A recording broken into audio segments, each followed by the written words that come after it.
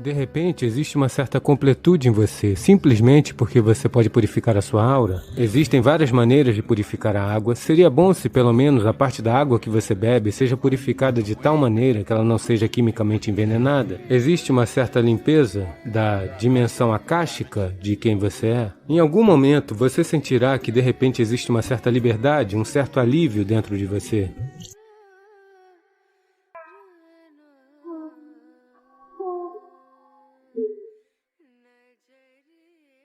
Para a limpeza da aura,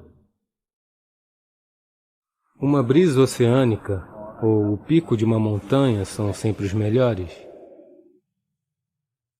porque está vindo com um mínimo de turbulência, está vindo por uma superfície plana, sem qualquer irregularidade. Quando eu digo irregularidade, se você observar um barco navegando pela água, ele deixa um rastro.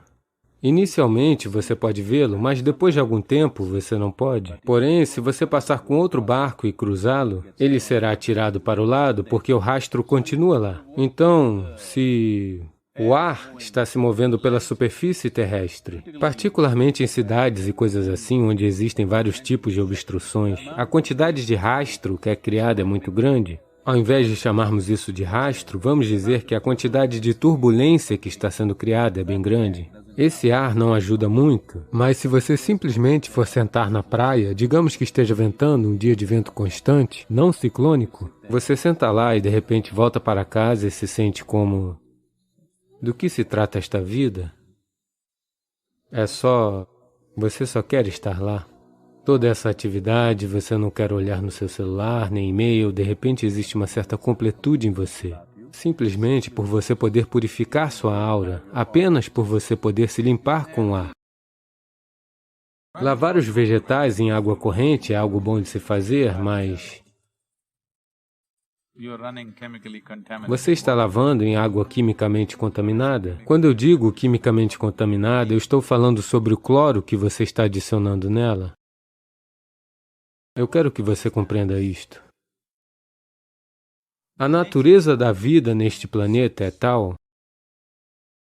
O que funciona como veneno para uma criatura também funciona como veneno para outra criatura, talvez não na mesma medida. O que mata uma bactéria também lhe mata de uma certa maneira, porque 52% de seu corpo é bactéria. Isso também lhe mata de uma certa maneira. Talvez você não caia morto, mas lhe mata. Portanto, se você pode matar a bactéria com algo, de certa maneira você mata uma parte de você mesmo também. Mas você faz essa escolha porque as pessoas se juntaram em grandes números para viver em um só lugar, não por amar uns aos outros, por ganância, por compulsões, por seja lá o que for. Portanto, uma vez que as pessoas se concentram dessa forma, então a contaminação acontece em vários níveis. Para conter essa contaminação, nós envenenamos a água, pois existem tantas coisas por aí que se você beber a água com isso, você pode morrer. Então você quer matar. É uma batalha química todos os dias, quer seja para esses organismos na água, como também para os organismos no corpo e para o seu próprio organismo. Você mesmo é um organismo, este também está sendo envenenado. Então, a melhor maneira é não usar a água da torneira. Se a água da torneira for livre de cloro, sim, é muito bom fazer isso. Caso contrário, a melhor forma de fazer isso, como nós normalmente fazemos na Índia, é... Você não consegue obter nenhuma outra água, de qualquer maneira é água com cloro, então o que você pode fazer? Então, se você colocar um pouco de vibhuti, as cinzas, e cúrcuma, e mergulhar os vegetais por, digamos, 15 a 20 minutos, o impacto é muito melhor do que lavá-los em água com cloro. Hoje em dia existem várias maneiras de purificar a água, métodos modernos de purificação surgiram, mas eles não chegaram até a água pública. Propriedades privadas têm diferentes tipos de purificação com os quais é possível purificar a água. Seria bom se pelo menos a parte da água que você bebe seja purificada de tal maneira que ela não seja quimicamente envenenada. Então, ao invés de água da torneira, você pode colocar cúrcuma e cinzas sagradas nela. Se você não tem cinzas sagradas, você pode colocar apenas cúrcuma e um pouco de sal. A cúrcuma fará o trabalho para você. Ou você pode colocar um pouco de neem. Você pode ter uma certa quantidade de folhas de neem em sua casa. Todos os dias você pode usar a mesma água. Esta é a beleza do neem. Se você tiver um balde no qual o fundo esteja cheio de folhas de neem, todos os dias você pode colocar seus vegetais na mesma água, retirar seus vegetais e manter o balde tampado. Funcionará bem para você. Se for um recipiente de metal, é ainda melhor. Se você tiver um recipiente de cobre ou de bronze, é ótimo. Caso contrário, até mesmo um recipiente de aço servirá, ou de vidro, está bem. Usar fogo como uma maneira de limpar o seu sistema é um sistema muito poderoso. Aqui, no ashram, nós chamamos isso de kleshanashana, que significa destruir ou queimar as impurezas no sistema. Porque quando você olha para a forma humana, o aspecto mais periférico do seu corpo é Akash. Algo entre 30 e 45 centímetros de Akash está presente ao redor de quase todo mundo. Esse é um ingrediente essencial para a criação desta forma.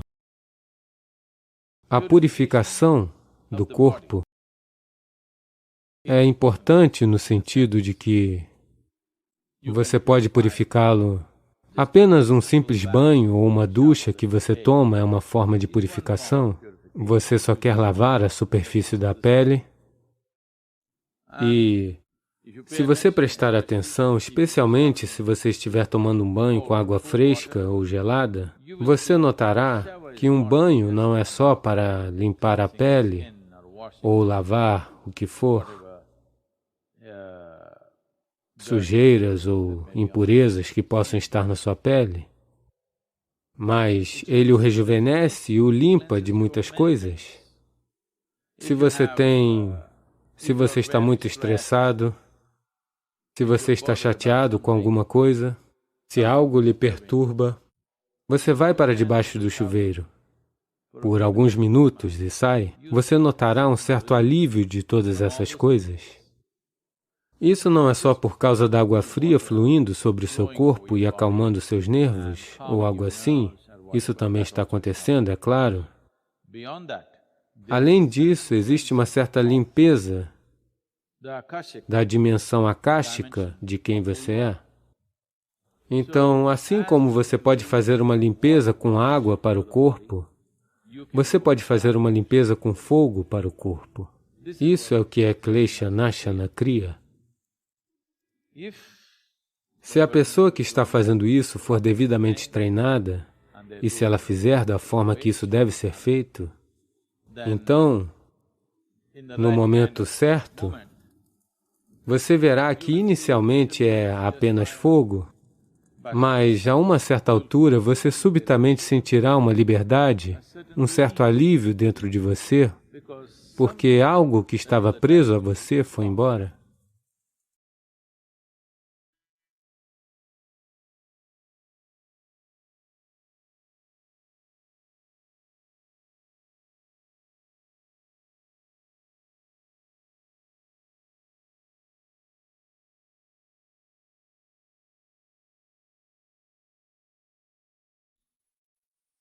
Todas as coisas que nós, como seres humanos, criamos nesse planeta, foi essencialmente criado primeiro em nossas mentes. Tudo que você vê e que é trabalho humano nesse planeta, primeiro achou expressão na mente, depois se manifestou no mundo exterior. As coisas maravilhosas que nós temos feito nesse planeta e as coisas horríveis que nós temos feito nesse planeta, ambas vieram da mente humana. Portanto, se estamos preocupados com o que criamos nesse mundo, é extremamente importante, em primeiro lugar, aprender a criar as coisas certas em nossa mente. Como nós mantemos a nossa mente? Se não temos o poder de manter as nossas mentes da maneira que queremos, o que nós criamos no mundo também vai ser muito acidental e desorganizado. Assim, aprender a criar nossas mentes da maneira que queremos é a base da criação do mundo que queremos. Existe uma história maravilhosa na tradição yógica. Num certo dia, um homem foi caminhar. Ele foi para uma longa caminhada. Acidentalmente, sem querer, ele caminhou para dentro do paraíso. Sortudo, não é? Ele foi apenas dar uma caminhada e aterrissou no paraíso. Após essa longa caminhada, ele se sentiu um pouco cansado. Então, ele pensou: estou cansado, eu gostaria de poder descansar em algum lugar. Ele olhou ao redor e ali havia uma bela árvore, debaixo da qual existia uma grama muito fofa. Então, ela era convidativa, ele foi e deitou sua cabeça ali e adormeceu. Passado algumas horas, ele acordou, bem descansado, e pensou: eu estou bem descansado, mas eu estou sentindo fome, eu gostaria de ter algo para comer. E ele pensou sobre todas as coisas boas que ele sempre quis comer em sua vida, e instantaneamente todas essas coisas apareceram na sua frente. Você precisa entender que lá o serviço é assim. Pessoas famintas não fazem perguntas. A comida veio e ele comeu. O estômago ficou cheio, e então ele pensou: ah, meu estômago está cheio, eu gostaria de ter alguma coisa para beber. Todas as coisas boas que ele sempre quis ter para beber, ele pensou sobre elas e todas elas apareceram na sua frente. Pessoas que bebem também não fazem perguntas. Então ele bebeu. Agora, com um pouco de álcool nele, você sabe, Charles Darwin disse: todos vocês eram macacos, suas caudas caíram. Não eu, Charles Darwin disse que vocês eram macacos e suas caudas caíram e então vocês se tornaram humanos. Sim, definitivamente a cauda caiu. Mas o macaco, no yoga, nós sempre nos referimos a uma mente não estabelecida como markata, que quer dizer macaco. Por que estamos nos referindo à mente como um macaco é? Quais são as qualidades de um macaco? Uma coisa sobre um macaco é o seu movimento desnecessário. E outra coisa sobre o macaco é: se eu disser você está macaqueando alguém, o que isso quer dizer? Imitação. Macaco e imitação se tornaram sinônimos. Assim, essas duas qualidades essenciais de um macaco são, em grande parte, as qualidades de uma mente não estabelecida, movimentos desnecessários. Você não precisa aprender isso de um macaco, você pode ensinar isso para o macaco. E a imitação é um trabalho constante da mente. Portanto, quando essas duas qualidades estão ativas, a mente é referida como um macaco. Então esse macaco se tornou ativo dentro dele. Ele apenas olhou ao redor, pensou: o que diabos está acontecendo aqui? Eu pedi por comida, a comida veio. Eu pedi por bebida, a bebida veio. Devem existir fantasmas por aqui. E os fantasmas vieram. Os fantasmas vieram, eles vão me cercar e me torturar, ele pensou. Imediatamente os fantasmas o cercaram e começaram a torturá-lo. Então ele começou a gritar de dor e disse: eles vão me matar. E ele morreu. Ele acabou de dizer que era um cara de sorte. O problema é que ele estava sentado debaixo de uma kalpavriksha, ou uma árvore do desejo. Ele pediu por comida, a comida veio. Pediu por bebida, a bebida veio. Por fantasmas, os fantasmas vieram. Por tortura, a tortura veio. Ele pediu pela morte, a morte aconteceu. Agora não procure por essas kalpavrikshas na floresta. Você mal consegue encontrar uma árvore hoje em dia. Uma mente bem estabelecida, uma mente que está em um estado de samyukti, é chamada de kalpavriksha. Se você organizar sua mente a um certo nível de organização, ela, por sua vez, organiza o sistema todo. Seu corpo, suas emoções, suas energias, tudo se organiza nessa direção. Uma vez que essas suas 4 dimensões, seu corpo físico, sua mente, suas emoções e as fundamentais energias de vida estiverem organizadas em uma direção, uma vez que você esteja assim, tudo que você deseja acontece sem mesmo levantar um dedo mindinho, na verdade. Auxiliar isso com a atividade ajudaria, mas, mesmo sem fazer qualquer atividade, você ainda pode manifestar o que você quer. Se você organizar essas 4 dimensões em uma direção e mantê-las inabaláveis nessa direção por um certo período de tempo, agora mesmo o problema com sua mente é que a cada momento ela está mudando de direção. É como você querer viajar para algum lugar e a cada 2 passos, se você continuar mudando de direção, a chance de você chegar ao destino é muito remota, a menos que isso aconteça por acaso. Portanto, organizar nossas mentes e, por sua vez, organizar o sistema inteiro e essas 4 dimensões básicas de quem você é nesse momento, em uma direção, se você fizer isso, você próprio é um Kalpavriksha. Qualquer coisa que você deseja vai acontecer. Porém, agora mesmo, se você olhar para a sua vida, tudo o que você desejou até agora, se isso acontecesse, você estaria acabado. Tudo e todos que você desejou, se tudo isso aterrissasse em sua casa hoje, você conseguiria viver com isso? Uma vez que você esteja empoderado dessa forma, é muito importante que sua ação física, sua ação emocional, sua ação mental e sua ação energética sejam controladas e propriamente direcionadas. Se não for assim, nos tornamos destrutivos, autodestrutivos. No momento, esse é o nosso problema. A tecnologia, que supostamente deveria fazer nossa vida bonita e fácil, se tornou a fonte de todos os problemas. Assim, estamos destruindo a própria base da nossa vida, que é o planeta. Portanto, aquilo que deveria ser uma dádiva, estamos fazendo disso uma maldição. O que nos trouxe níveis incríveis de conforto e conveniência nos últimos 100 anos ou mais, também se tornou uma ameaça à nossa vida, simplesmente porque não estamos agindo conscientemente. Nós estamos em um estado de ação compulsiva. Então, organizar nossa mente fundamentalmente significa se mover de um estado de atividade compulsiva para um estado de atividade consciente. Você deve ter ouvido falar de pessoas que pedem por algo e, para além de todas as expectativas, isso se tornou real para elas. Geralmente, isso acontece com pessoas que têm fé. Agora, vamos dizer que você quer construir uma casa. Se você começar a pensar, eu quero construir uma casa. Para construir uma casa, eu preciso de 5 milhões, mas eu tenho apenas 50 rúpias no meu bolso. Não é possível, não é possível, não é possível. No momento que você diz não é possível, você também está dizendo eu não quero isso. Portanto, em um nível, você está criando um desejo de que você quer algo. No outro nível, você está dizendo eu não quero isso. Então, nesse conflito, isso pode não acontecer.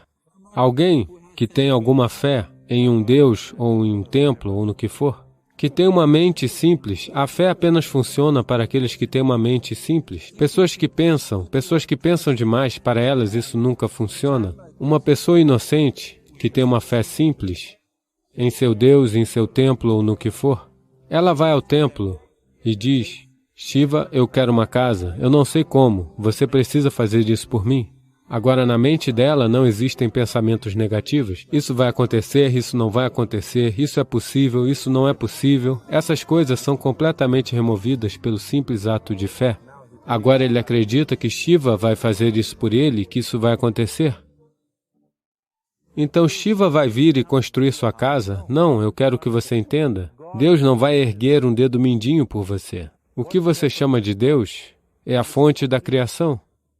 Como um criador, ele tem feito um trabalho fenomenal, não resta dúvida sobre isso. Você poderia pensar numa criação melhor do que essa? Está na imaginação de alguém pensar alguma coisa melhor do que o que existe agora?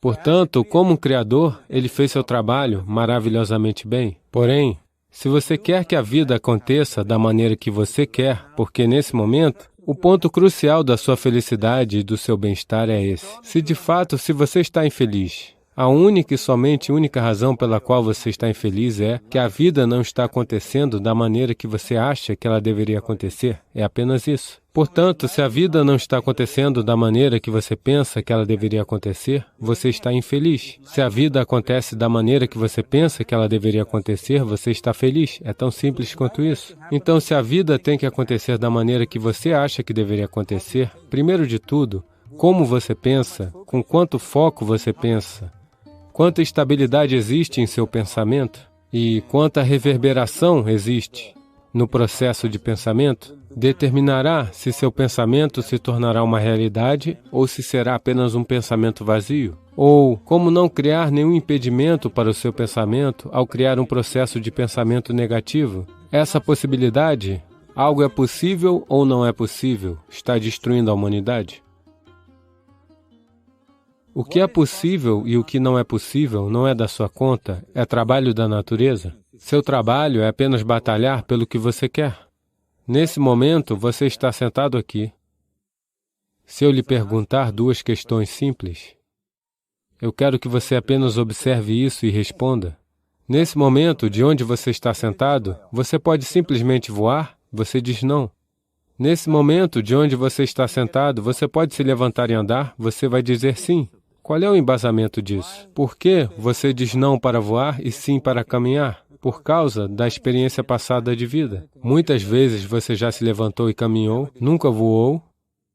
Ou, em outras palavras, você está usando a experiência passada de vida como um embasamento para decidir se alguma coisa é possível ou não. Ou, em outras palavras, você decidiu que o que não aconteceu até agora não pode acontecer em sua vida no futuro. Isso é uma desgraça para a humanidade e o espírito humano. O que não aconteceu até agora nesse planeta pode acontecer amanhã. Os seres humanos são capazes de fazer isso acontecer amanhã. Portanto, o que é possível e o que não é possível não é da sua conta. Isso é trabalho da natureza. A natureza vai decidir isso. Você apenas vê o que você realmente quer e batalha por isso. E se seu pensamento é criado de maneira poderosa, sem qualquer negatividade, sem qualquer pensamento negativo, derrubando a intensidade do processo de pensamento. O primeiro e o mais importante é que você deve ser claro o que você realmente quer. Se você não sabe o que você quer, a chance de criar isso não surge. Se você olhar para o que você realmente quer, o que todo ser humano quer é: ele quer viver alegremente, ele quer viver em paz, em termos de seus relacionamentos, ele quer que isso seja amoroso e afetuoso, ou, em outras palavras, tudo o que qualquer ser humano está buscando é agradabilidade dentro de si mesmo, agradabilidade ao seu redor. Essa agradabilidade, se acontece em nosso corpo, nós chamamos isso de saúde e prazer. Se ela acontece em nossa mente, nós chamamos isso de paz e alegria. Se ela acontece em nossa emoção, nós chamamos isso de amor e compaixão. Se ela acontece em nossa energia, nós chamamos isso de bem-aventurança e êxtase. Isso é tudo que um ser humano está procurando. Quer ele vá para o seu escritório trabalhar, ele quer ganhar dinheiro, construir uma carreira, criar uma família, se sentar num bar, se sentar no templo, ele ainda está procurando pela mesma coisa? A agradabilidade interior, a agradabilidade ao redor. Se é isso que queremos criar, eu acho que é hora de tratarmos disso diretamente e de nos comprometer com a sua criação. Então, você quer criar a si mesmo como um ser humano pacífico, um ser humano alegre, um ser humano amoroso, um ser humano agradável em todos os níveis? E você também quer um mundo assim? Um mundo pacífico, um mundo amoroso, um mundo alegre? Não, quero verduras, quero comida. Quando dizemos um mundo alegre, isso significa que tudo que você quer aconteceu? Então isso é tudo que você está procurando. Então tudo que você precisa fazer é se comprometer a criar isso. A criar um mundo pacífico, alegre e amoroso, tanto para você mesmo quanto para todos ao seu redor. Cada dia pela manhã, se você começar seu dia com esse pensamento simples em sua mente, que hoje, onde quer que eu vá, eu criarei um mundo pacífico, amoroso e alegre. Se você cair centenas de vezes no dia, qual é a importância disso? Para um homem comprometido, não existe tal coisa como fracasso. Se você cair centenas de vezes, são centenas de lições a serem aprendidas. Se você se compromete dessa forma a criar aquilo que realmente importa, nesse momento sua mente fica organizada. Uma vez que sua mente fica organizada, a maneira que você pensa é a maneira que você se sente, sua emoção vai ficar organizada. Uma vez que seu pensamento e sua emoção estão organizados, suas energias ficarão organizadas na mesma direção. Uma vez que seu pensamento, emoção e energias estejam organizados, seu próprio corpo vai se organizar. Quando todos esses quatro estão organizados em uma direção, sua habilidade de criar e manifestar o que você quer é fenomenal. Você é o criador de muitas maneiras. Aquilo que é a fonte da criação está funcionando dentro de você a cada momento da sua vida. É apenas isso. Você manteve ou não o acesso a essa dimensão? Organizar os quatro elementos básicos de sua vida, validar esse acesso, existem ferramentas e tecnologias para fazer isso. Toda a ciência do yoga, toda a tecnologia a qual nos referimos por yoga é apenas sobre isso. Transformar você de um mero pedaço da criação para se tornar um criador. É meu desejo e minha bênção que todo ser humano nesse mundo tenha esse acesso à fonte da criação dentro de si, para que então ele possa funcionar aqui como um criador, não apenas como um pedaço de criação.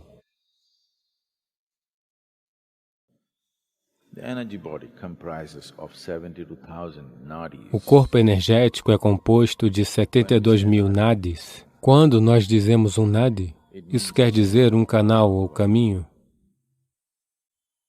Nadi não significa um nervo.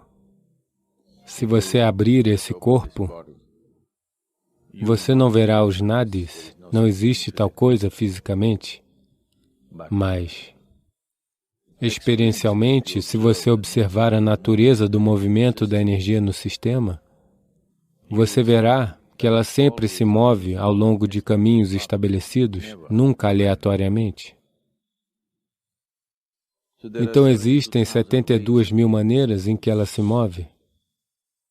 36 à direita, 36 à esquerda, 36.000 de cada lado. O direito é chamado de Pingala, o esquerdo é chamado de Ida. Eles também são chamados de Sol e Lua. Então, esses dois, Ida e Pingala, ou o Sol e a Lua, o direito e o esquerdo, no nível da sua mente, significam o lógico e o intuitivo. Quando eu digo intuitivo, a intuição não é uma outra dimensão da percepção, mas simplesmente outra dimensão de computar. Se você tiver a mesma quantidade de informações dentro de você, se você seguir logicamente, talvez haja 10 passos para se chegar a um lugar. Intuição significa que você não dá os 10 passos, você simplesmente pula para o 10º passo.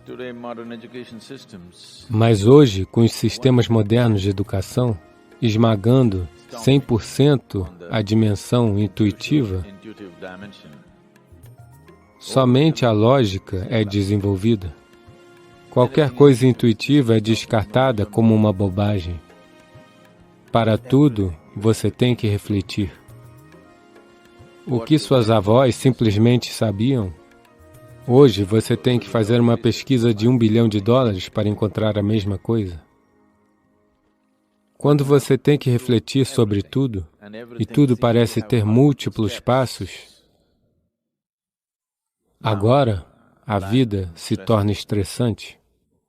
Se alguém quiser ser bem-sucedido além de um certo ponto, existem certas situações onde você deveria ser capaz de pular os passos e chegar lá. Ainda são as mesmas informações, ainda as mesmas coisas, só que você não precisa passar por tantos passos todas as vezes. Isso torna a vida muito estressante, porque é como se você estivesse dirigindo seu carro sobre 2 rodas, as outras 2 rodas sem uso e protegidas. Eu não sei quando serão usadas, mas as 2 rodas que você está usando estarão sob uma enorme quantidade de estresse. Então, no sistema iógico, o significado da intuição é tão importante quanto a lógica. Portanto, manter o equilíbrio entre o Ida e o Pingala é uma parte muito importante de viver uma vida equilibrada. Ser capaz de se conduzir em situações complexas com tranquilidade só acontece quando a dimensão intuitiva da sua mente está suficientemente evoluída e desenvolvida. Caso contrário, pequenas coisas irão enlouquecer você, porque para tudo existem múltiplas etapas. Aqui nós iremos fazer algumas coisas para trazer um equilíbrio entre o Ida e o Pingala, para dar a você uma compreensão experiencial disso. Se você pegar seu dedo indicador, colocar ele abaixo de suas narinas e expirar suavemente, descubra em qual narina a respiração é dominante nesse momento. Quantos à sua direita? Esquerda? Ok, é na direita ou na esquerda? Apenas 2 tubos, você sabe? Se fossem 25, quão complexo teria sido? Se você se observar durante o dia, você perceberá que aproximadamente entre 40 a 48 minutos, o domínio da respiração muda da direita para a esquerda e da esquerda para a direita. Você já percebeu isso? Já percebeu? O porquê que isso acontece é que, dentro do sistema, o domínio de energia, ou prana, que é a força vital no sistema, está mudando do Pingala para o Ida e do Ida para o Pingala a cada 40 minutos. Assim que a energia muda, nos próximos 8 minutos, a respiração mudará. Se você estiver em um perfeito estado de saúde e bem-estar, ela mudará em alguns momentos, ou podemos dizer instantaneamente. Essa mudança está acontecendo a cada 40 minutos, mas durante certas horas do dia, conhecidas como Sandhya Kalas, que são as zonas de crepúsculo, 20 minutos antes do nascer do sol, 20 minutos depois do nascer do sol. Tudo bem, Sadhguru, diga-me se existem outros momentos. 20 minutos antes do meio-dia, 20 minutos depois do meio-dia. 20 minutos antes do pôr do sol, 20 minutos depois do pôr do sol. 20 minutos antes da meia-noite e 20 minutos depois da meia-noite. 40 minutos de cada vez, 4 vezes durante o dia. Há uma certa transição acontecendo. Essas são chamadas de zonas do crepúsculo ou sandhyas, porque nesse período, o equilíbrio entre o Ida e o Pingala muda muito rapidamente. Porque está mudando rapidamente dentro de você, é muito fácil conduzir elas para um equilíbrio nesses horários. Até certo ponto, em quase todos os lugares do mundo, qualquer processo ou prática espiritual significa manhã, fim da tarde. Sandhya se tornou sinônimo de prática espiritual. O horário se tornou sinônimo de muitas práticas. Portanto, trazer um equilíbrio entre o Ida e o Pingala é importante para um desenvolvimento equilibrado do ser humano. Você se sente verdadeiramente confortável somente quando você está em equilíbrio, de alguma forma? Quando existe algum tipo de desequilíbrio, existe um desconforto, não é? Sim? Quando você está experienciando qualquer tipo de desequilíbrio, existe um desconforto. Somente quando você atinge um certo equilíbrio, você se sente realmente confortável. Portanto, o conforto nunca é realmente determinado por aquilo no qual você está sentado ou pelo lugar onde você está. O conforto é determinado pelo quão equilibrado você está internamente. Esse conforto básico que todo ser humano deve ter, infelizmente, tem sido negado para muitas pessoas. Simplesmente se sentar com total tranquilidade em um mesmo lugar, isso não existe para a maioria das pessoas nesse momento, não é? Simplesmente se sentar com tranquilidade, total tranquilidade, isso não existe. Portanto, quando não existe nenhum conforto, existe um desconforto. Quer você tenha um diagnóstico médico ou não, é desconforto. Se o desconforto persistir por um período de tempo, ele se manifestará no corpo como um mau funcionamento, que é rotulado como algum tipo de doença. Nomes incríveis eles estão criando para todo tipo de problema. A razão fundamental pela qual o sistema não dura o seu prazo. Ele é projetado para durar o seu prazo, mas ele não está durando o seu prazo porque nós estamos mantendo ele em vários níveis de desequilíbrio. Você dirige seu carro em apenas 2 rodas o tempo todo? Você sabe? Algo vai quebrar. Portanto, da mesma forma, o sistema inteiro não está sendo mantido adequadamente. Não existe equilíbrio suficiente no sistema. Somente quando você está em equilíbrio existe conforto. Caso contrário, não existe conforto. Não se conhecerá o conforto a menos que se conheça algum senso de equilíbrio dentro de si mesmo. Somente quando você está em equilíbrio, você pode ficar quieto. E o homem está doente, os seres humanos estão doentes somente porque eles não sabem como ficar quietos. A quietude não virá a menos que haja o equilíbrio adequado. Somente quando você está totalmente equilibrado, você pode permanecer quieto internamente. Caso contrário, isso não acontecerá. Em primeiro lugar, não existe isso de espiritual e material.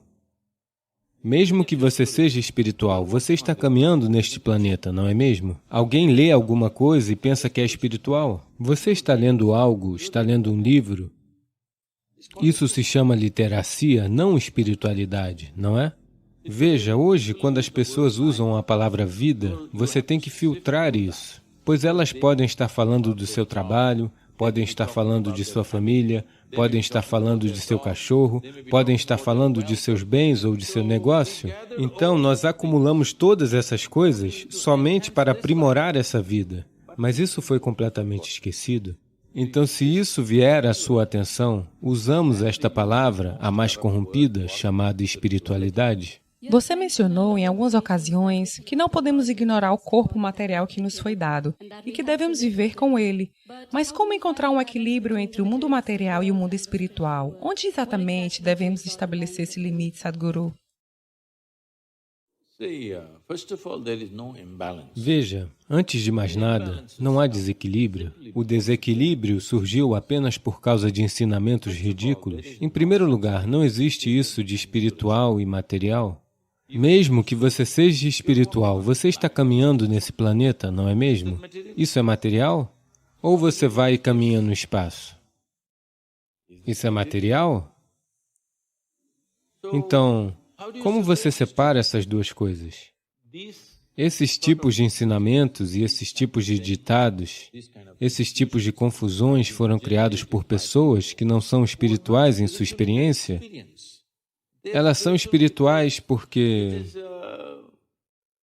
como dizer, é um modismo cultural. Alguém lê alguma coisa e pensa que é espiritual. Você está lendo algo, você está lendo um livro. Isso é chamado de literacia, não de espiritualidade, não é? Ah, eu li este livro, então me tornei espiritual. Isso não existe. Tudo o que estou perguntando é, vamos tirar essa palavra porque é a palavra mais corrompida? Se você disser espiritualidade, alguém pensa em céu, alguém pensa em Deus, alguém pensa em alguma coisa com forma de ovo flutuando. Deixe essa palavra para lá. Você com certeza tem um corpo, é visível. Você tem uma mente, certo? Você tem emoções. Mas há também energia de vida por trás disso, não é? Existe uma vida? Você é uma vida? Isso é uma pergunta. Você é uma vida? Então não vamos dar a ela nenhum outro nome. Existe uma vida? Todo o material físico que você acumulou de fora, não é? Isso é apenas a comida que você comeu? Sim ou não? O que você chama de meu corpo é apenas a comida que você comeu ou é apenas um pedaço do planeta? O que era solo se tornou comida, o que era comida se tornou carne e osso. E agora estamos aqui sentados. Acumulamos este corpo depois de um certo tempo. Não nascemos assim. Você acumulou isso lentamente, pedaço por pedaço, não é? Pouco a pouco. Da mesma forma, o que quer que esteja na sua mente, o que quer que seja o conteúdo da sua mente, isso também foi acumulado de fora, não é mesmo? Então isto é um monte de comida, isto é um monte de impressões. Qualquer coisa que você acumule, qualquer coisa que você tenha acumulado, você pode alegar ser seu, mas nunca pode dizer, isso sou eu, não é mesmo? Olá? Agora mesmo, enquanto falo, vou pegar essa jarra. Ela ficou muito famosa, essa jarra. Essa é a minha jarra. Se eu disser, essa é a minha jarra, você pensará, Sadhguru tem algum problema. Mas vamos ouvi-lo, todos dizem que ele é sábio. Depois de algum tempo, eu digo, isso sou eu? Então vocês dirão, vamos para casa. Eu não disse isso, senhora. Estava apenas sugerindo, não estava dizendo. Porque, a partir do momento que eu disser, isso sou eu, você saberá que eu fiquei louco? Sim ou não? No momento em que eu disser, eu sou essa jarra, você sabe que sou um caso perdido, não é mesmo? Então, isso está acontecendo com você diariamente? A comida aparece em seu prato, você diz, essa é a minha comida. Você come ela e então diz, este sou eu? Louco ou não? Olá? Então, definitivamente você entende, o que você acumula pode ser seu, no máximo, mas não pode jamais ser você, não é mesmo? Isso está entendido? Então, tudo que é material em você foi acumulado do exterior, não é? Mas para acumular tudo isso, é necessário algo fundamental que junte tudo isso. Não vamos dar um nome a isso, vamos apenas chamar de vida, por enquanto. Você é uma vida, mas você acumulou um corpo, acumulou informações e se tornou assim. Agora, se você está experienciando apenas o que você acumulou, isto é, suas estruturas fisiológicas e psicológicas, isso significa que você está passando pelo processo da vida sem ter tocado a vida? Nunca. Somente os aspectos superficiais que você acumulou, você está apenas experienciando os acessórios da vida. Veja, hoje, quando as pessoas usam a palavra vida, você tem que filtrar isso, pois elas podem estar falando do seu trabalho, podem estar falando de sua família, podem estar falando de seu cachorro, podem estar falando de sua riqueza ou do seu negócio. Quando elas dizem minha vida, você tem que entender do que diabos elas estão falando. Elas não estão falando sobre a vida, sim. Elas estão falando sobre tantas coisas, acessórios. Acessórios não são a coisa real, não é? É como se, por uma questão estética, se você tiver uma saia, você vai adicionar adornos nela. Agora, isso ocorreu muitas vezes nas sociedades, aconteceu com muitas pessoas. Elas foram colocando adornos, os adornos chamaram tanta atenção que as pessoas se esqueceram de vestir a saia. Essa é uma maneira constrangedora de viver, não é? Isso é tudo que está acontecendo com a humanidade agora. Eles acumularam tantas coisas e agora se esqueceram do que é a base. Apenas para facilitar que essa vida aconteça melhor, acumulamos tudo isso, não é? Sim ou não? Tudo que acumulamos, incluindo nossa educação, você está se educando porque você acredita que se eu for bem educada, minha vida será boa? Você vai se casar? Por quê? Porque pensa, se eu estiver com alguém que eu goste, minha vida será boa. Você tem filhos? Por quê? Porque alguém convenceu você de que se você tiver filhos, a vida ficará melhor. Você tem um cachorro? Por quê? Porque você entendeu que se tiver um cachorro, talvez a vida seja melhor. Quando ninguém mais for confiável, o cachorro estará lá. Sim. Não é apenas o melhor amigo do homem, é também o das mulheres hoje em dia. Assim, nós acumulamos todas essas coisas apenas para aprimorar esta vida, mas isso foi totalmente esquecido. Então, se isso vier à sua atenção, usamos esta palavra, a mais corrompida, chamada espiritualidade. Isso significa que você começou a experienciar algo além do físico. A razão por eu estar dizendo isso é, agora toda a sua experiência de vida é limitada a ver, ouvir, sentir, provar e tocar. É dessa maneira que você sabe que existe um mundo. É dessa maneira que você sabe que está existindo agora. Se você tirar uma sonequinha, a primeira coisa é, eu irei desaparecer na sua experiência, sim ou não? Um pouco mais significa que todos desaparecerão. Então você também desaparece, não é? Sim ou não? Veja, você está vivo, o coração está batendo, até o cérebro está funcionando, tudo está funcionando, mas na sua experiência não há você, não existe o mundo, não tem ninguém, não é? Tudo o que aconteceu foi os 5 órgãos sensoriais desativaram, apenas isso. Então agora toda a sua experiência de vida é apenas através desses 5 sentidos. Esses 5 sentidos, na própria natureza das coisas, só podem experienciar aquilo que é físico. Veja, você só enxerga, na verdade, aquilo que para a luz. Tem que ser opaco, não apenas físico. Até mesmo o ar é físico, mas você não enxerga, simplesmente porque somente se ele for opaco, se parar a luz, você consegue enxergar. Suponhamos que minha mão não pare a luz, você não vai vê-la, não é? Você está vendo minhas outras 2 mãos? Não, porque elas não param a luz. Tudo que não para a luz, você não vê. Mas o ar não é vital para a sua vida? Olá? Só porque você não enxerga ele, podemos dispensar ele? Ele é importante, vital. Da mesma forma, a vida que você é não está visível para esses 2 olhos, mas é a coisa mais vital, não é? Então, não há necessidade de equilibrar. Eles estão todos perfeitamente equilibrados, é por isso que você está viva. O processo espiritual não significa que você vai inventar algo. A espiritualidade sempre foi referida como realização. Realização significa o quê?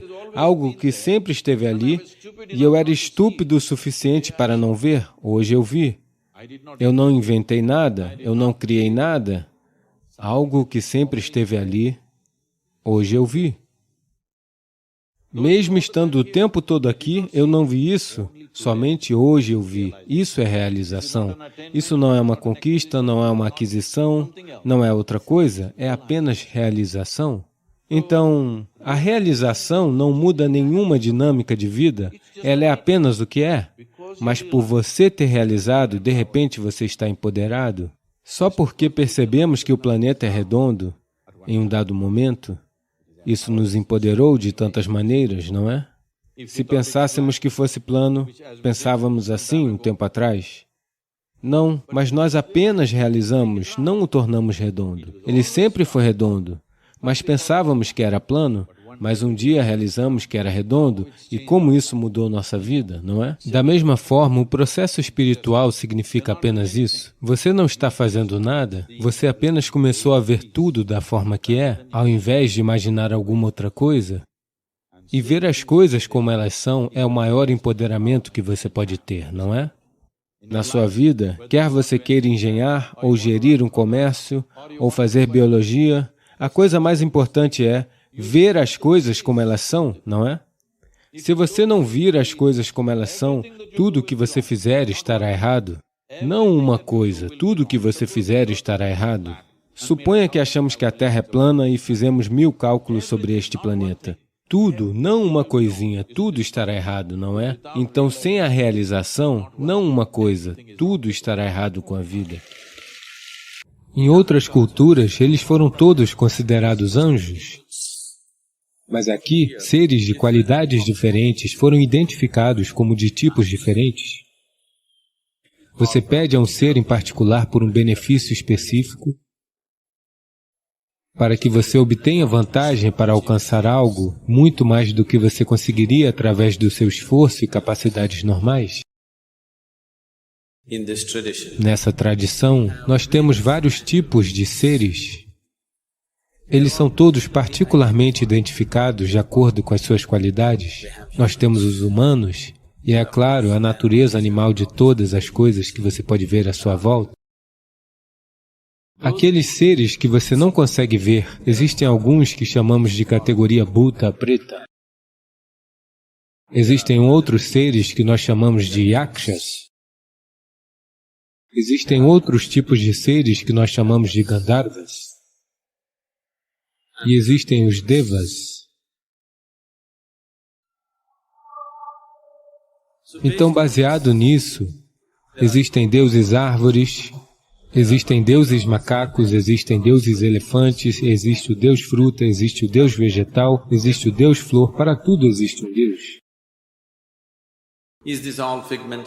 Isso é tudo fruto da imaginação? Não. Tudo está acontecendo por causa de certas forças. Eles identificaram essas forças, as personificaram e criaram um método de como encontrar acesso a elas. Portanto, estes yagnas são processos por meio dos quais você pode encontrar acesso a certas forças na existência para que você obtenha vantagem para alcançar algo muito mais do que você conseguiria através de seu esforço e capacidades normais. A palavra yagna foi traduzida como sacrifício. Então a palavra inglesa sacrifício vai ser sempre entendida como abrir mão de algo para uma outra coisa, ou desistir de algo em troca de nada. Isso é um sacrifício, ok? Renunciar a algo em troca de uma outra coisa é comércio. Renunciar a algo em troca de nada é sacrifício. Então, yagna não precisa necessariamente significar sacrifício. Provavelmente, yagna é uma combinação de uma oferenda, uma oblação e um sacrifício. É uma mistura dessas três coisas. Um ritual por meio do qual você pode agradar a certas forças na existência. Em outras culturas, geralmente, elas não foram devidamente identificadas e classificadas, foram todas consideradas anjos. Mas aqui, seres de qualidades diferentes foram identificados como tipos diferentes, e conforme o caso, você pede a um ser em particular por um benefício específico. Existe todo um processo e uma ciência por trás disso. Ainda hoje as pessoas estão usando esses yagas e yagnas. Geralmente, para muitas delas pode não funcionar, por não estarem sendo devidamente conduzidos como deveriam, mas para muitas pessoas funcionam. Existem muitas pessoas que têm sido enormemente beneficiadas por essas coisas. As pessoas conseguem o que querem realizar no mundo material usando yagas e yagnas de uma certa maneira. Embora não importe quanto de educação elas receberam, e por mais que falem de libertação, ainda hoje, 95% dos indianos, quando eles querem entrar em uma casa nova, eles fazem yagas e yagnas antes de entrar. Somente aqui no Isha nós não fazemos nada, porque somos de uma espécie diferente. Se você tem um certo nível de consciência e energia, tudo que você faz é yagna. Você não precisa fazer um ritual separado. O seu próprio modo de vida é yagna. Então, os yagnas são de um tipo diferente. Yagna significa um certo meio para acessar uma dimensão que neste momento não está acessível a você. Se for um yagna ritualístico em que você desempenha algo, um especialista na área vem e faz algo por você, e por meio disso você recebe algum benefício, ou você transforma o seu próprio processo de vida em um yagna. Agora, você se senta pela manhã e faz seu Shakti Chalana Kriya ou seu Shambhavi Mahamudra. Isso é um yagna interno. Sem esse senso de oferecimento, você nunca conhecerá a essência dessa prática. Se você fizer disso um processo, é um yagna muito poderoso, por meio do qual as coisas acontecem no mundo, não apenas para você, as coisas à sua volta acontecerão lindamente. Nós temos dito constantemente, se 1% do mundo puder se tornar meditativo, os 99% restantes vão transcorrer muito facilmente. Porque se 1% do mundo realmente começar a funcionar a cada momento da sua vida, o próprio processo de vida será um yagna. Se eles se tornarem assim, os 99% colherão o benefício sem fazer nada a respeito disso. Uma pessoa planta um pé de manga, 100 pessoas poderão comer. Uma pessoa só não pode consumir o que é produzido por uma árvore. São necessárias 100 pessoas para comer. Portanto, similarmente, se você tornar o seu próprio processo de vida em um yagna, se você tornar o seu próprio processo de vida em um oferecimento, então, milhares de pessoas poderão se alimentar disso. Você verá, mulheres simples, elas tornaram suas vidas em um sacrifício total para as pessoas de sua família que vivem à sua volta. Elas apenas cozinham, servem, elas nunca pensam em si mesmas. E isso nunca lhes passou pela mente? Você verá, elas são sábias por si mesmas. Minha mãe foi um exemplo vivo disso. Ela era instruída o bastante, mas a sua vida inteira foi apenas servir ao seu esposo e aos seus filhos, só isso. Nós nunca a ouvimos nos dizer, eu amo vocês, tal questão jamais surgiu. Se ela me ama ou não, isso nunca passou pelas nossas mentes, porque a própria maneira como ela viveu foi um completo sacrifício para todos à nossa volta. E ninguém jamais disse nada sobre isso, mas em muitos aspectos, ela era uma deusa por si mesma. Todos a tratavam como tal. Quando ela ia tomar o seu café da manhã, todos na família já tinham comido. Ela então pegaria uma porção de seu café da manhã e iria para o quintal procurar por formigueiros, sabe? Um ninho de formigas, e ela alimentaria todas as formigas primeiro, e somente depois ela comeria. Na mentalidade de hoje, as pessoas talvez pensem: alimentar formigas? Que bobagem!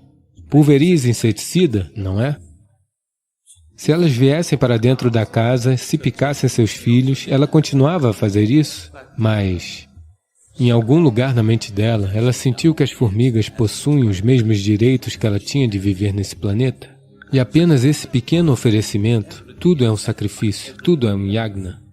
Seja bem-vindo a uma jornada transformadora em direção ao autoconhecimento e bem-estar através das práticas do yoga com a orientação do renomado mestre espiritual, Sadhguru. Prepare-se para uma imersão revitalizante em técnicas e filosofias que podem iluminar o caminho para uma vida equilibrada e plena. Vamos juntos aprender e incorporar esses ensinamentos em nosso cotidiano, convidando você a embarcar nesta jornada de autoaperfeiçoamento e harmonia interior. Faça já sua inscrição no curso de Yoga Sadhguru, links na descrição. Não tente matar essa energia, redirecione-a na direção certa. Você precisa irromper para a próxima dimensão? Essa é uma grande diferença que você vê na compreensão da vida entre o Oriente e o Ocidente. O Ocidente sempre falou de alívio. Você deve aliviar tudo. Para os seus estados psicológicos, você precisa encontrar alívio em alguém ou em alguma coisa. Mas o modo de vida oriental é sempre: não busque alívio. Seja da sua raiva, do seu ódio ou da sua luxúria, o que quer que seja, mantenha e cozinhe ele dentro de você. Se você não deixar que essa energia encontre alívio, ela subirá. Isso é yoga. Não deixe que ela encontre alívio num lugar qualquer. Tampe todos os buracos. Se você tapar todos os buracos, ela subirá, portanto... E esse é o caminho do Tantra. É aí que essas filosofias são totalmente, diametralmente opostas uma da outra. O que eles estão dizendo é que seja lá o que você esteja fazendo, seja ficar com raiva, com luxúria ou com ódio, isso é uma energia tremenda, não é? A raiva é uma grande energia, não é mesmo? O ódio é uma grande energia, a luxúria é uma grande energia. Tudo o que você precisa aprender é não matar essa energia, não aliviar essa energia, apenas transformar um pouco essa energia. Um ser humano que é incapaz de sentir raiva, definitivamente também será incapaz de amar. Definitivamente será incapaz de qualquer grande compaixão. Se a energia estiver explodindo na forma de raiva, luxúria ou ódio, não tente matar essa energia. Tudo o que você precisa fazer é transformá-la, redirecioná-la na direção certa. Porque quem você é energia, não é? O que você chama de vida é energia. O que quer que você esteja chamando de divino também é energia. Tudo o que você precisa fazer é encontrar o caminho certo para isso. Você acumula tanta energia que ela se torna ameaçadora e pode colocar sua vida em risco. Ela se torna tão poderosa dentro de você que ameaça a sua própria vida. A menos que a energia seja muito poderosa, ela não chegará a lugar algum, não o levará longe o suficiente. Estou falando disso porque muitos de vocês já passaram por essas fases e, quando essa energia se torna excessiva, você procura alívio. Muitas vezes surgem situações internas que você não consegue mais suportar. Então, você vai em busca de alívio. Você quer ler um livro, quer ligar a televisão, quer se distrair, quer interromper a prática por alguns dias, por algum motivo. Você faz essas coisas porque é um alívio. Você está encontrando um alívio para si. A sensação é boa. Mas se você continuar se aliviando dessa forma, você nunca terá a energia necessária para ir romper numa dimensão diferente. Você não vai entrar na próxima dimensão. Você precisa ir romper para a próxima dimensão. Portanto, se você quiser ir romper, a primeira coisa a fazer é inchar até o ponto de ruptura. Quando você inchar o suficiente, nós o espetaremos.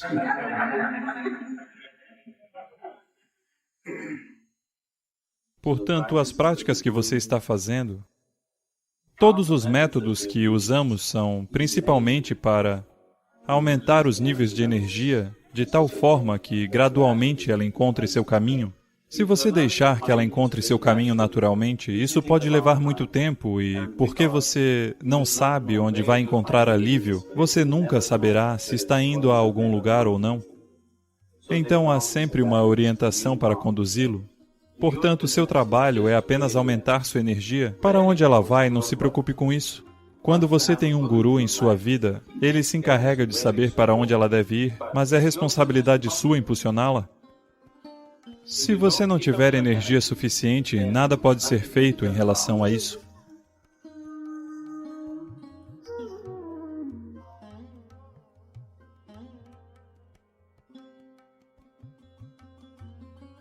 Continue sua jornada de autoconhecimento e expansão de consciência conosco. Compartilhe este vídeo para inspirar outros a se juntarem a nós nessa jornada de crescimento pessoal.